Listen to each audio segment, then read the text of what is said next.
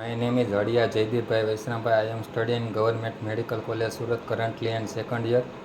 I received first year MBBS scholarship.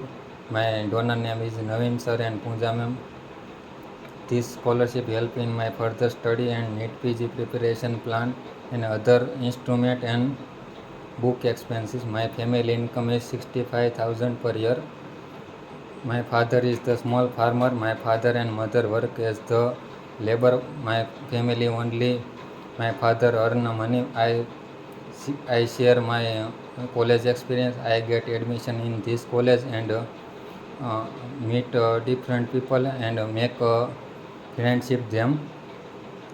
I also participate in different activity in college like cricket, football, and any other game. I improve my skill in this college. I attend FFE webinar like medical regarding this help in student life because they say about other opportunity in the medical field. I I rec- I help I receive this scholarship and help in my career and further study. I am say thank you Naveen sir and Punja ma'am.